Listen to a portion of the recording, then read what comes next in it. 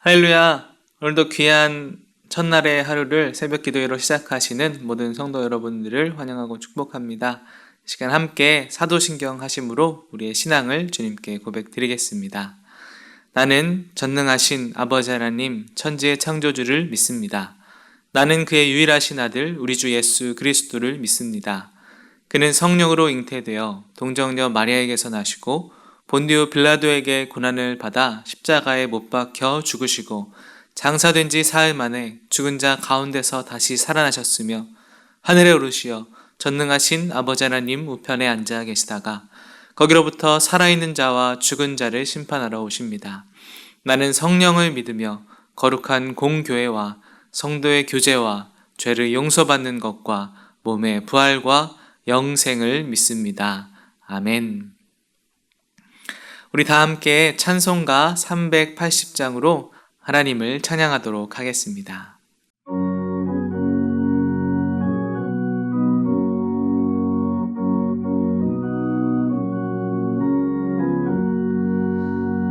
나의 생명 되신 주님 앞에 나아갑니다.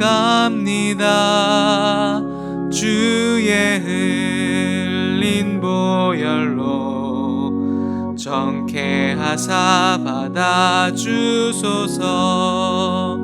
날마다 주를 찬송하겠네. 주의 사랑 줄로서 나를 굳게 잡아 매소서.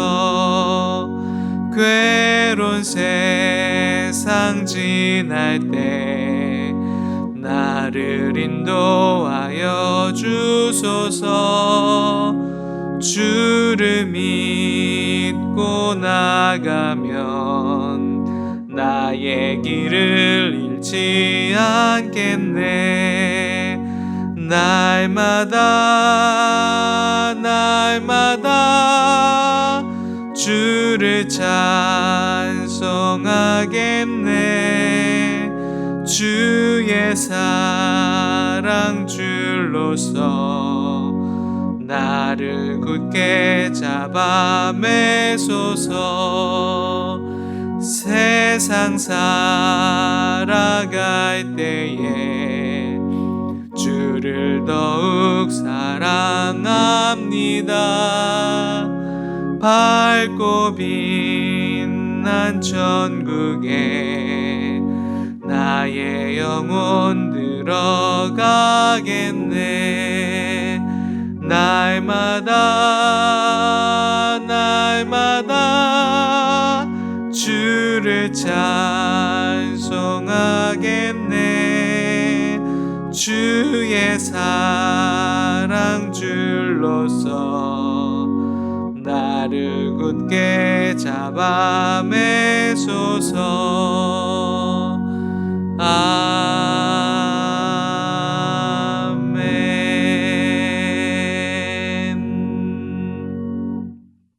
오늘 하나님께서 저희에게 주시는 말씀은 에스겔 33장 말씀입니다. 에스겔 33장 말씀을 살펴볼 텐데요. 1절부터 9절까지의 말씀만 제가 먼저 봉독하도록 하겠습니다. 여호와의 말씀이 내게 임하여 이르시되 인자야 너는 내 민족에게 말하여 이르라. 가령 내가 칼을 한 땅에 임하게 한다 하자. 그 땅 백성이 자기들 가운데에 하나를 택하여 파수꾼을 삼은 그 사람이 그 땅에 칼이 임함을 보고 나팔을 불어 백성에게 경고하되 그들이 나팔 소리를 듣고도 정신 차리지 아니하므로 그 임하는 칼에 제거함을 당하면 그 피가 자기의 머리로 돌아갈 것이라. 그가 경고를 받았던들 자기 생명을 보존하였을 것이나 나팔 소리를 듣고도 경고를 받지 아니하였으니 그 피가 자기에게로 돌아가리라. 그러나 칼이 임함을 파수꾼이 보고도 나팔을 불지 아니하여 백성에게 경고하지 아니하므로 그 중에 한 사람이 그 임하는 칼에 제거당하면 그는 자기 죄악으로 말미암아 제거되려니와 그 죄는 내가 파수꾼의 손에서 찾으리라. 인자야 내가 너를 이스라엘 족속의 파수꾼으로 삼음이 이와 같으니라. 그런즉 너는 내 입의 말을 듣고 나를 대신하여 그들에게 경고할지어다. 가령 내가 악인에게 이르기를 악인아 너는 반드시 죽으리라 하였다 하자. 내가 그 악인에게 말로 경고하여 그의 길에서 떠나게 하지 아니하면 그 악인은 자기 죄악으로 말미암아 죽으려니와 내가 그의 피를 내 손에서 찾으리라. 그러나 너는 악인에게 경고하여 돌이켜 그의 길에서 떠나라고 하되 그가 돌이켜 그의 길에서 떠나지 아니하면 그는 자기 죄악으로 말미암아 죽으려니와 너는 내 생명을 보존하리라. 아멘. 오늘 저는 에스겔 33장 말씀을 중심으로 이스라엘을 향한 하나님의 마음이란 제목으로 함께 말씀을 나누기를 원합니다. 에스겔을 크게 보면 1장부터 24장까지 하나님의 심판에 대한 메시지를 주로 다루고 있습니다. 그리고 에스겔 25장부터 어제까지 살펴본 32장까지의 말씀은 열국 세계를 향한 하나님의 심판에 대한 메시지로 이루어져 있습니다. 그리고 오늘 에스겔 33장부터 마지막 48장까지는 하나님께서 이스라엘을 다시 회복하시고 구원하시는 그런 메시지가 주를 이루고 있습니다. 하나님은 자기 백성들을 끝까지 사랑하시는 분이십니다. 그러나 문제는 백성들이었죠. 그래서 하나님은 이스라엘 백성들에게, 남유다 사람들에게 예루살렘의 함락을 허락하셨습니다. 오늘 말씀을 통하여 이 예루살렘의 함락 소식 가운데 백성들을 향한 하나님의 마음은 어떤 마음인지를 살펴보기를 원합니다. 먼저는 에스겔을 다시 한번 파수꾼으로 부르시는 장면을 살펴보면서 하나님께서 그들에게 멸망하게 하신 이유가 무엇인지를 살펴보고요. 하나님의 진정한 마음이 무엇인지를 말씀을 통해 다시 한번 나누기를 원합니다. 7절 말씀을 먼저 한번 같이 보겠습니다. 인자야, 내가 너를 이스라엘 족속의 파수꾼으로 삼음이 이와 같으니라. 그런즉 너는 내 입의 말을 듣고 나를 대신하여 그들에게 경고할지어다. 파수꾼에 대해서 말씀하십니다. 에스겔 3장에서 나왔던 말씀인데요. 에스겔의 역할이 마치 파수꾼의 역할과 같다라는 말씀입니다. 고대에는 파수꾼들은 성벽 위에 서서 그 도시를 지키는 역할을 부여받았었습니다.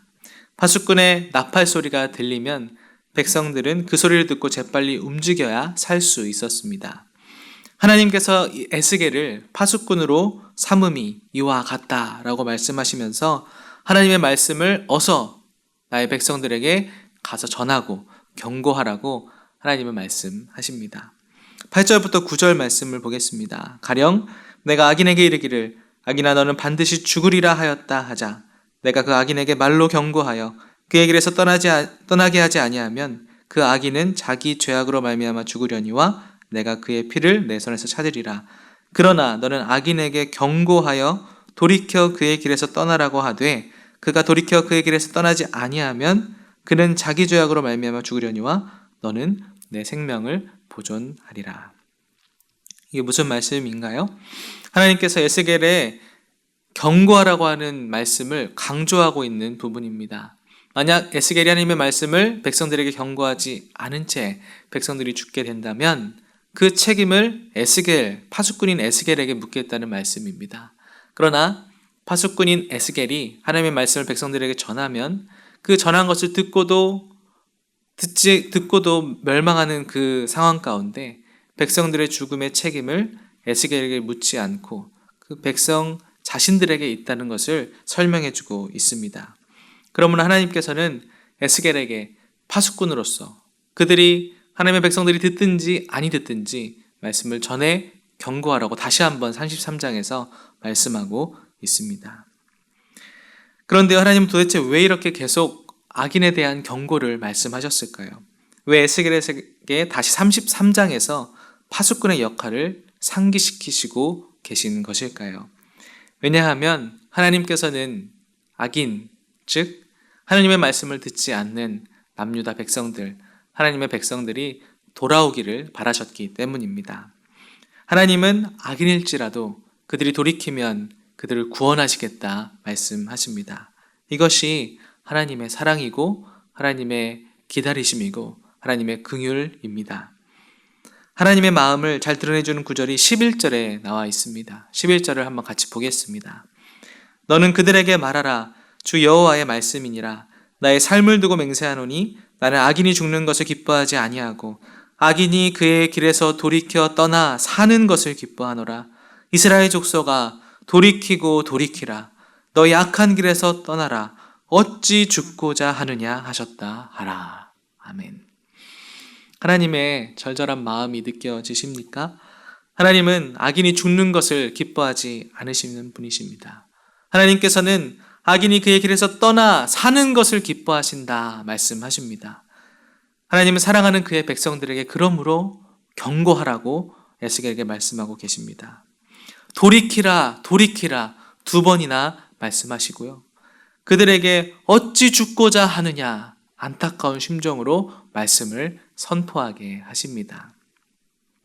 그러므로 하나님께서는 이 사랑의 마음을 에스겔에게 주었고 에스겔은 그 하나님의 말씀대로 그들에게 경고하여 말씀을 전해야 했습니다. 우리가 자녀를 키우다 보면 이런 경우가 종종 있잖아요. 책망하면서도 빨리 그 잘못을 뉘우치고 용서하고 되돌아오기를 바라는 부모의 심정. 때리면 때릴수록 더 반항하고 더 고집을 부리면 부모의 심정이 아프잖아요. 그런 마음처럼 하나님께서는 자신의 백성들에게 돌이키라, 돌이키라 말씀하고 계십니다. 나는 너를 죽이고자 하는 것이 아니란다. 나는 내가 돌이켜 살기를 기뻐한다. 어찌하여 죽고자 하느냐? 돌아오라, 돌아오라 하나님은 말씀하십니다. 이 심정이 바로 우리 하나님의 마음입니다. 하나님의 사랑, 하나님의 긍휼, 끝까지 악인된 우리의 모습들을 돌아오기를 바라시는 하나님의 마음이 이 11절 말씀에 구구절절히 담겨 있습니다. 그런데요, 백성들은 어떻게 했을까요? 하나님의 말씀을 듣지 않았습니다. 하나님의 말씀이 바르지 않다라고 생각했습니다. 17절 말씀을 보겠습니다. 그래도 내 민족은 말하기를 주의 길이 바르지 아니하다 하는도다. 그러나 실상은 그들의 길이 바르지 아니하니라. 오히려 백성들이 하나님의 말씀을 지금 판단하고 있는 모습을 보고 있습니다. 하나님의 말씀이 바르지 않다는 겁니다. 하나님은 그들을 향해 아니, 내 말씀이 바르지 않은 것이 아니라 너희가 바르지 않다. 하나님은 말씀하십니다. 하나님은 악인이라 할지라도 그 죄악에서 돌이키면 의와 공의로 살 것이다 라고 말씀하셨습니다. 반대로 의인이라 할지라도요, 그 길에서 돌이켜 악을 행하면 그는 멸망하게 될 것이다. 하나님은 말씀하셨습니다. 그런데 백성들은요, 그것을 바르지 않다. 이것은 하나님의 말씀이 아니지 않느냐라고 반문하고 있습니다. 그들을 향해 하나님은 20절에 이렇게 말씀하십니다. 그러나 너희가 이르기를 주의 길이 바르지 아니하다 하는도다. 이스라엘 족속아, 나는 너희가 각기 행한 대로 심판하리라 하시니라. 이스라엘 족속아, 나는 너희가 행한 대로 심판하리라. 하나님은 말씀하십니다. 이 말씀이 분노의 말씀일까요? 아까 11절 말씀을 살펴본 것처럼 정말 가슴 아픈 이야기입니다. 하나님은 계속 백성들에게 경고하셨습니다. 말씀하셨습니다. 그러나 그들은 하나님의 말씀이 바르지 않다라고 말하며 하나님의 말씀을 듣지 않았습니다. 결국 하나님은 그들을 심판하시겠다라고 선언하셨습니다. 사랑하는 성도 여러분, 우리는 때로는 하나님께서 심판하시고 징계하시기도 하시는 분이심을 알고 있습니다. 하지만 그 징계와 심판은 우리를 죽게 하려는 심판이 아님을 우리 또한 알고 있습니다. 우리를 돌이키게 하려는 하나님의 징계이고 우리를 다시 회복시키려는 하나님의 마음입니다. 하나님께서는 백성들을 향해 끊임없이 말씀하셨습니다. 에스겔을 파수꾼으로 세우셔서 그 역할을 감당케 하셨습니다. 그러나 이스라엘 백성들은 듣지 않았습니다. 하나님께서 우리를 징계하실 때, 때로는 우리의 삶 가운데 하나님께서 여러 가지 고난의 환경을 배열하실 때 우리가 어떻게 반응해야 하는지 이 말씀을 통해 돌아볼 수 있습니다. 마치 수학 공식처럼 그 정답은 바로 하나님의 말씀으로 돌이키는 것입니다. 우리의 삶 가운데 때로 어려운 일이 있고 또 고난이 있고 때로는 하나님의 돌아오고자 하는 마음이 담긴 징계가 있다 할지라도 그 가운데 하나님 앞에서 고집을 부리지 않고 주님께로 돌아오는 저와 여러분이 되기를 간절히 소망합니다. 이스라엘 백성들은 듣지 않았습니다. 그래서 하나님의 심판이 이제 임하는데요.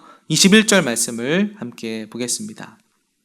우리가 사로잡힌 지 12째 해 10째 달 5째 날에 예루살렘에서부터 도망하여 온 자가 내게 나와 말하기를 그 성이 함락되었다 하였는데, 무슨 소식을 듣게 됩니까? 예루살렘의 함락 소식을 듣게 됩니다. 바벨론에서 포로로 살아간 지 12년이 되는 해였습니다. 그때까지도 바벨론 포로민들은 신랑 같은 희망과 소망을 가지고 있었습니다.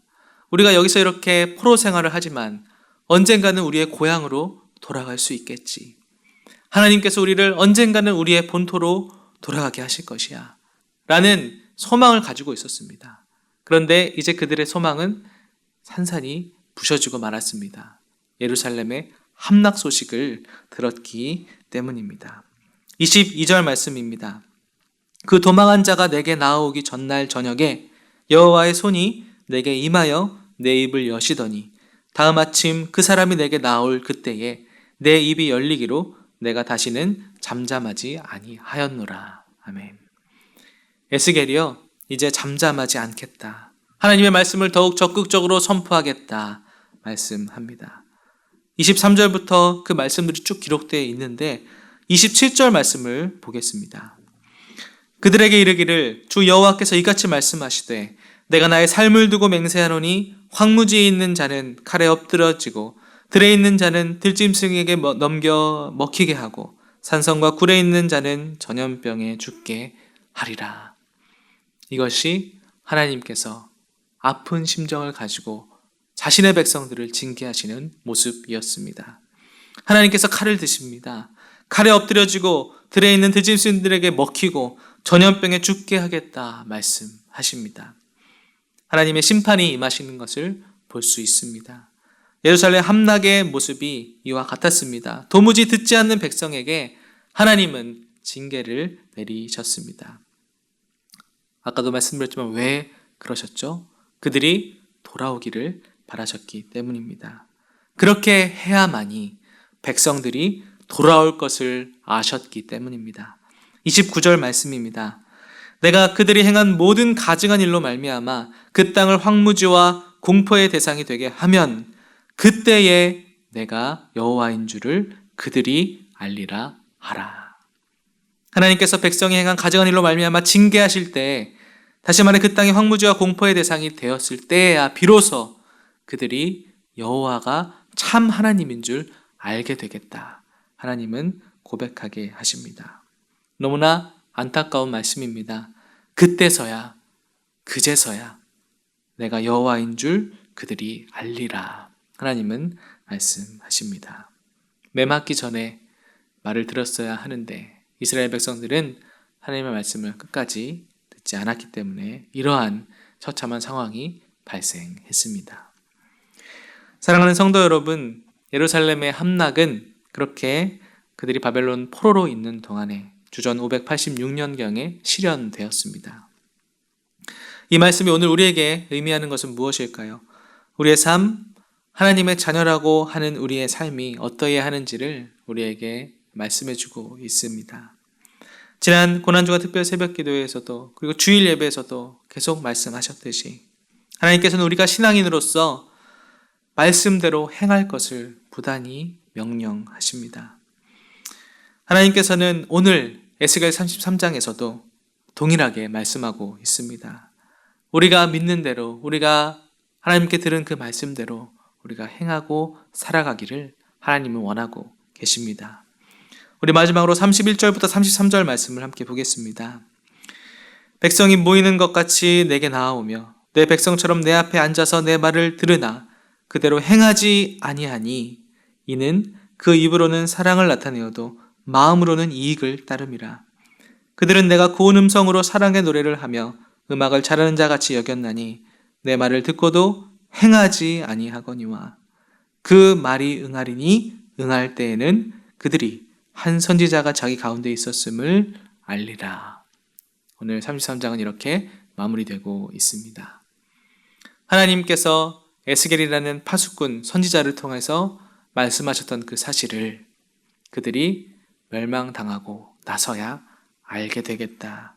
하나님 말씀하십니다. 그들이 행했던 악을 뭐라고 하십니까? 그들이 말씀을 듣고도 행하지 아니하였다. 입으로는 사랑을 나타내어도 마음으로는 이익을 따랐다. 오늘 말씀은 우리에게 도전하고 있습니다. 결국 하나님의 말씀이 응할 때에, 하나님의 그 모든 말씀이 이루어질 때에야, 그때서야 그들은 하나님을 찾게 됩니다. 사랑하는 성도 여러분, 우리도 하나님의 말씀 앞에 우리의 삶을 다시 한번 세우기를 원합니다. 하나님께서 보다니 우리 가운데 말씀하시는 말씀은 무엇입니까? 코로나19로 오랜 기간 동안 예배를 함께 모여드리지 못하는 상황 가운데 우리가 각자의 삶 속에서 드리는 예배 가운데 하나님께서 말씀하시는 하나님의 음성은 무엇입니까? 우리에게 말씀하시는 음성이 각자 다를 줄 압니다. 하지만 중요한 것은 그 하나님의 말씀 앞에 우리가 순종함으로 나아가는 것임을 우리는 알고 있습니다. 믿음을 행함으로 증거하며 우리의 삶 가운데 하나님이 말씀하실 때에 그대로 듣는 저와 여러분이 되기를 간절히 소망합니다. 그래서 우리의 삶이 하나님의 말씀대로 아름답게 일구어져 가고 그 삶의 모습을 통하여 또 다른 많은 사람들이 하나님을 알게 되는 복된 역사를 우리를 통하여 이루시기를 원합니다. 하나님의 마음, 돌아오라, 돌아오라, 어찌 죽고자 하느냐 하시는 이 말씀 앞에 우리의 삶을 돌이키고 하나님의 말씀 앞에 우리의 삶을 세우고 그 길로 걸어가시는 귀한 한날이 되시기를 간절히 축복을 드립니다. 기도하겠습니다. 하나님 아버지, 오늘 33장 말씀을 통하여 예루살렘의 함락에 몽둥이를 드신 하나님을 바라봅니다. 하나님의 마음은 악인된 그 모습 그대로 죽는 것이 아니라 돌이켜 사는 것임을 말씀해 주시니 감사합니다. 악인이 돌이켜 사는 것을 내가 기뻐한다.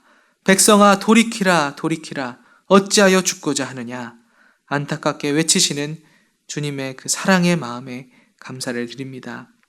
수천 년 전 이 말씀 앞에 우리의 삶을 돌아봅니다. 하나님의 사랑의 외침에 우리가 민감하게 반응하여 돌이키길 원합니다. 그래서 하나님의 말씀을 듣고 행하는 모두가 되기를 주님 간절히 소망하오니 우리의 모든 삶 가운데 주님 행하여 주시고 말씀하여 주실 때에 하나님 우리의 모든 삶을 주님께서 주관하여 주시고 인도하여 주실 때에 그 걸음 그대로 걸어갈 수 있는 힘과 능력 또한 저에게 허락하여 주시옵소서. 하나님 우리를 주의 긍휼로 채워주시고 사랑으로 품어주시기를 원하시는 주님께 감사와 영광을 올려드리며 오늘도 살아계신 우리 주 예수 그리스도의 이름으로 간절히 기도합니다. 아멘. 말씀을 생각하시며 함께 기도하겠습니다. 오늘 말씀을 생각하시면서요, 우리의 삶의 입과 마음과 행동이 주님을 따라가는 귀한 걸음이 될 수 있도록 기도해 주시고요.